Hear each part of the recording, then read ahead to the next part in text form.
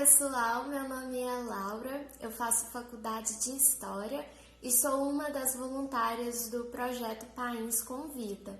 Como eu falei no meu vídeo de apresentação, eu vou trazer conteúdos de história aqui para o projeto e o primeiro vídeo é sobre uma mulher nordestina muito influente na luta feminina, na luta da emancipação feminina, na questão da igualdade entre os gêneros.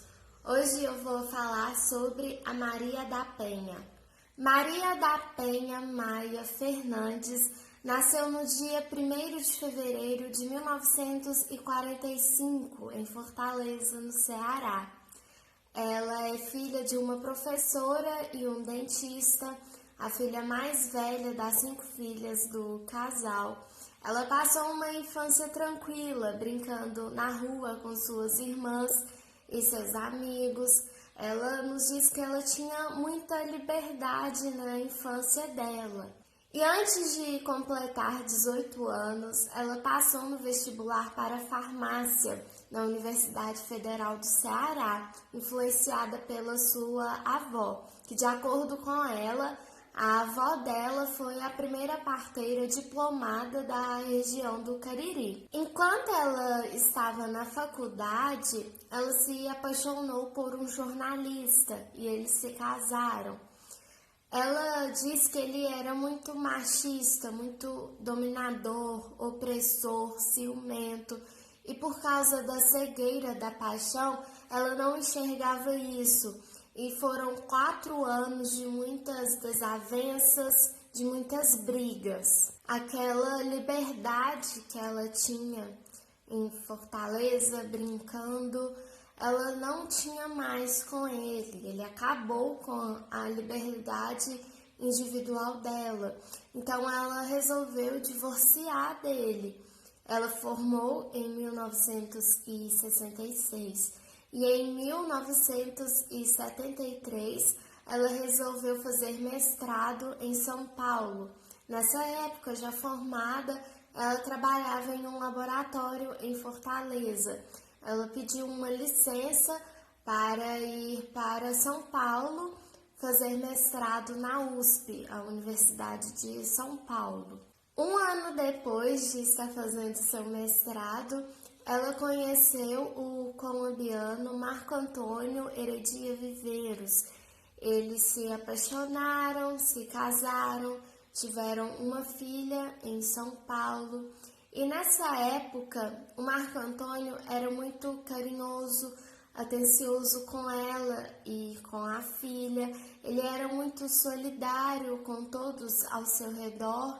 Digamos que ele era um marido perfeito. Quando Maria da Penha acabou seu mestrado, ela voltou para Fortaleza, para voltar a trabalhar no laboratório que ela tinha afastado. E em Fortaleza, o casal teve mais 2 filhas. O Marco Antônio, nessa época, ele conseguiu a sua cidadania brasileira, porque ele era colombiano, né? Então, ele conquistou ali estabilidade profissional e econômica. E é a partir desse momento que o Marco Antônio ganha a sua cidadania brasileira que a história muda de rumo. Maria da Penha não reconhecia mais aquele Marco Antônio que ela conheceu em São Paulo. Ele estava agressivo, intolerante. Ele tinha comportamentos agressivos até com as filhas, mas logo depois que essa violência acabava, ele voltava a ser carinhoso, ele voltava a dar atenção, a ser atencioso. E foi até em um desses momentos de arrependimento que o casal teve a 3ª filha.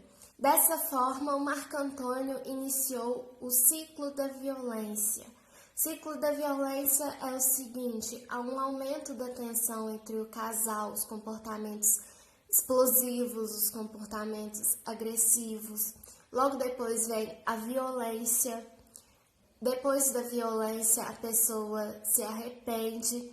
Depois do arrependimento, ele volta a ser carinhoso, atencioso, amável. Mas isso é passageiro, aí volta com o aumento da tensão, a violência, e assim vai nesse ciclo da violência. Naquela época, o Brasil não tinha uma lei que protegesse as mulheres contra a violência doméstica. No ano de 1981, esses casos da violência contra as mulheres estavam ganhando destaque na mídia. Teve o caso da cantora Eliana Gramont, que foi vítima de feminicídio pelo seu ex-marido, o Lindomar Castilho, que também era um cantor. Teve também o caso de Doc Street, que matou a sua namorada, a atriz Ângela Diniz, né? Ele deu 5 tiros na cabeça dela. E foi justamente nessa época que a Maria da Penha estava querendo se divorciar do Marco Antônio. Em 1983, Maria da Penha foi vítima de 2 tentativas de feminicídio. A primeira tentativa foi quando ela estava dormindo. Marco Antônio deu um tiro nas costas dela, que deixou ela paraplégica, além de todo o trauma psicológico. E o Marco Antônio falou para a polícia que o que aconteceu ali foi uma tentativa de assalto. Ele falou que 4 homens invadiram a casa e um deles deu um tiro na Maria da Penha. Hoje a gente sabe que isso é uma mentira, que o Marco Antônio que deu o tiro na Maria da Penha. Depois dessa tentativa de feminicídio, a Maria da Penha ficou internada no hospital por 4 meses. E depois desse período, ela voltou para sua casa e Marco Antônio a manteve sobre um cárcere privado por 15 dias. E foi nesse período que ele fez a sua segunda tentativa. Ele tentou matar Maria da Penha, eletrocutando ela durante o banho. E a sua família e seus amigos ficaram cientes dessa situação, essa grave, essa horrível situação, e eles conseguiram apoio jurídico para tirar Maria e suas filhas da casa que o Marco Antônio estava, sem que ela fosse acusada de abandono de lar, para não perder a guarda de suas filhas. Como se não bastasse toda essa violência, todo esse trauma psicológico, Maria da Penha sofreu outra violência, dessa vez pelo Poder Judiciário. O Marco Antônio foi julgado somente em 1991, 8 anos após as suas 2 tentativas de feminicídio. Ele foi condenado a 5 anos de prisão, mas ele saiu do fórum em liberdade, ele não cumpriu a pena. Mas Maria da Penha não desistiu de lutar. Ela escreveu a sua obra Sobrevivi, Posso Contar, que foi publicada em 1994. Em 96, teve o segundo julgamento do caso e, novamente, o Marco Antônio saiu impune. A sentença de 10 anos e 6 meses não foi cumprida. Depois disso, Maria da Penha denunciou seu caso para a Comissão Interamericana de Direitos Humanos, porém o Estado brasileiro não se pronunciou em momento algum.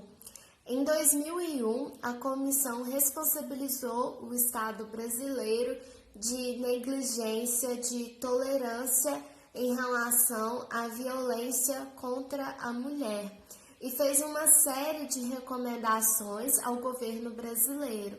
Entre elas foi concluir o processo do caso da Maria da Penha e também construir delegacias policiais especiais para a defesa dos direitos das mulheres.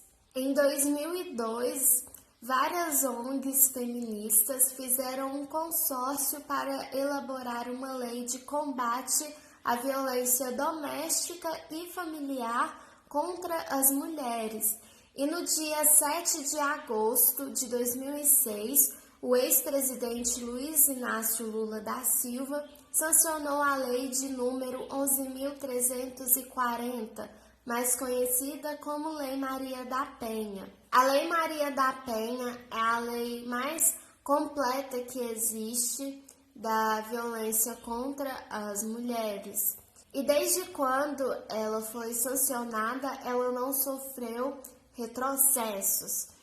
Então, a Lei Maria da Penha, toda essa história da Maria da Penha foi muito importante para as mulheres, deu voz às mulheres, porque o Estado enxergava a violência contra a mulher como casos isolados. E a violência contra a mulher não é caso isolado, é um problema social. Esse ano, com a pandemia, com as pessoas em quarentena, os casos de violência doméstica contra a mulher aumentaram muito. Em março, primeiro mês de quarentena, os casos só em São Paulo aumentaram 50%.